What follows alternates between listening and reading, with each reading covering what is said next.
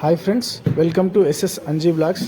ఈరోజు వచ్చేసి నేను సికింద్రాబాద్ రైల్వే స్టేషన్ నుంచి వరంగల్ రైల్వే స్టేషన్కి వచ్చాను.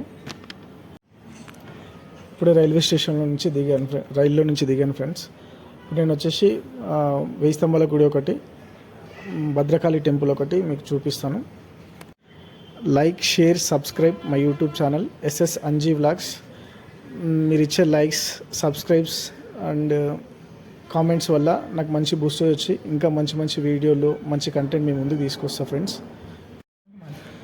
ఇప్పుడు వచ్చేసి రైల్వే స్టేషన్ బయట వ్యూ అంతా ఇట్లా ఉంది. ఇక్కడ నుంచి నేను ఆటో మాట్లాడుకొని హోటల్కి వెళ్ళిపోతా ఫ్రెండ్స్. నెక్స్ట్ టైం రేపు మార్నింగ్ వచ్చేసి మీకు వెయ్యి స్తంభాలు కూడా చూపిస్తాను. గుడ్ మార్నింగ్ ఫ్రెండ్స్, నేను ఇప్పుడే టెంపుల్ దగ్గరికి వచ్చాను ఫ్రెండ్స్. టెంపుల్లోకి వెళ్తూ మీకు టెంపుల్ గురించి, దాని చరిత్ర గురించి చెప్తాను ఫ్రెండ్స్. కాకతీయులు నిర్మించిన మొట్టమొదటి దేవాలయం ఈ వెయ్యి స్తంభాల గుడి. హన్మకొండ బస్టాండ్ నుండి 2 కిలోమీటర్ల డిస్టెన్స్లో ఉన్న ఈ కట్టడం జాతీయ ప్రాధాన్యత కలిగిన స్మారకంగా గుర్తించబడింది. ఎక్కడైనా నంది శివాలయానికి ఎదురుగా ఉంటుంది, ఇక్కడ మాత్రం విష్ణు ఆలయానికి ఎదురుగా ఉంటుంది. శివాలయానికి ఎదురుగా సూర్య దేవాలయం ఉంటుంది. ఇక్కడ ఉన్న ఇంకో ప్రత్యేకత, శివుడు, విష్ణువు, సూర్యుడికి ఒకటే వాహనం, నంది వాహనం మాత్రమే.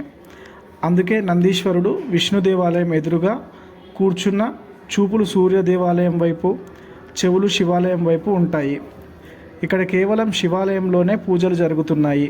మిగిలిన 2 దేవాలయాల్లో పూజలు ఎందుకు జరగడం లేదంటే 1323లో 600 సంవత్సరాల క్రితం చివరి కాకతీయ రాజు ప్రతాపరుద్రుడి కాలంలో ఢిల్లీ సుల్తాన్లు దాడి చేసి అనేక దేవాలయాలను నాశనం చేశారు.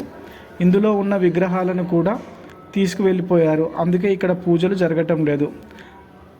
కేవలం ఇసుక మీదే కట్టబడిన ఈ ఆలయం క్రీస్తు శకం 1163తో కాకతీయ చక్రవర్తి నిర్మించినట్లు శాసనాల ద్వారా తెలుస్తుంది. ఈ ఆలయం నిర్మించడానికి 72 సంవత్సరాలు పట్టిందట. ఈ ఆలయం మొత్తం 31x25 చదరపు వైశాల్యంతో భూమి నుండి 100 మీటర్ల ఎత్తు వరకు ప్రత్యేకమైన పునాదులతో ఇసుకతో నింపబడే ప్రక్రియ ద్వారా నిర్మించబడింది. 1000 మంది వేద పండితులు 1000 ఏళ్ల పాటు ఈ ఆలయం ఉండాలని ప్రతిష్ఠించారని చెబుతుంటారు. అందుకే వెయ్యి స్తంభాల గుడి అంటారు. ఇక్కడ మనం స్తంభాలను లెక్క వేయలేము, ఎందుకంటే ఇవి ఒకదాని మీద ఒకటి, ఒక పక్క ఒకటి ఇంటర్లింక్ సిస్టంతో, అద్భుతమైన ఆర్కిటెక్చర్తో కట్టబడి ఉంటాయి. కానీ ఎదురుగా ఉన్న కళ్యాణ మండపం శిథిల అవస్థలో ఉంది. ఈ మధ్యనే వాటిని పునరుద్ధరించారు. ఇందులో 300 స్తంభాలు ఉంటాయి. ఆలయం మొత్తం కలిపి 1000 స్తంభాలు ఉంటాయి అంటారు. ఇక్కడ ఇటుక కూడా వాడకుండా మొత్తం రాతి స్తంభాలతోనే నిర్మించారు. పైనుంచి కనుక చూసినట్లయితే ఈ ఆలయం నక్షత్ర ఆకారంలో కనిపిస్తుంది. ఈ ఆలయం త్రికుట ఆలయంగా నిర్మించబడి పడమట, ఉత్తర మరియు తూర్పు దిక్కులలో రుద్రేశ్వర, వాయుదేవ మరియు సూర్యదేవ అనే 3 దేవుళ్ళ విగ్రహాలు మరియు మధ్యలో మండపంతో నిర్మించబడి ఉంటుంది. ఒకే మండపంలో 3 ఆలయాలు ఎందుకున్నాయి అంటే శివకేశవులకి భేదం లేదని, పరమాత్మ ఒకడే అని, వేరువేరు కాదని కాకతీయులకి ఉన్న భక్తిభావాన్ని చాటుకున్నారు. ఈ ఆలయానికి దక్షిణ వైపు కళ్యాణ మండపం లేదా 1000 స్తంభాల మండపం ఉంటుంది. 1000 స్తంభాల మండపానికి ప్రధాన ఆలయానికి మధ్య ఖాళీ ప్రదేశంలో నందీశ్వరుడు కొలువై ఉంటాడు. నందీశ్వరుడి మెడలో గల గంటల హారం మరియు ఇతర అలంకరణ కాకతీయుల కళావైభవానికి చిహ్నంగా ఉంటుంది. వరంగల్ కోట నుంచి ఈ దేవాలయానికి ఒక స్వరంగ మార్గం ఉంది అని అంటారు. రోడ్డు మార్గం నుంచి వస్తే 8 కిలోమీటర్లు, ఆ స్వరంగం ద్వారా వస్తే 4 కిలోమీటర్ల డిస్టెన్స్లో ఇక్కడికి వస్తామని అంటారు. ప్రస్తుతం దీన్ని ఉపయోగించడం లేదని తెలుస్తుంది. ఇక్కడ అన్ని స్తంభాల నుంచి శబ్దాలు రావు, కానీ సూర్య దేవాలయంలో ముందు ఉన్న ఒక 2 స్తంభాల నుండి శబ్దాలను ఉత్పత్తి చేస్తాయని చెప్తున్నారు.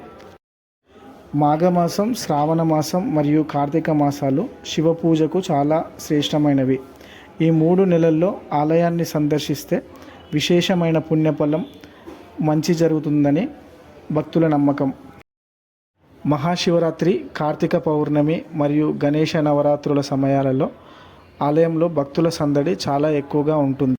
పూర్వం భక్తుల ఆలయంలోకి వెళ్ళే ముందు ఈ కోనేటి నీళ్లతో కాళ్ళు చేతులను కడుక్కొని శుద్ధి చేసుకొని వెళ్ళేవారు. ఆలయం పూజలకు అభిషేకానికి కూడా ఈ పుష్కరిణి నీటినే వాడేవారు. ఈ కోనేరు దీర్ఘచతురస్రాకారంలో ఉంటుంది. దీనిలో ఎప్పుడు నీరు ఉంటుంది. ఒకప్పుడు చుట్టుపక్కల గ్రామాలకి నీళ్లను సరఫరా చేసేవాళ్ళంట.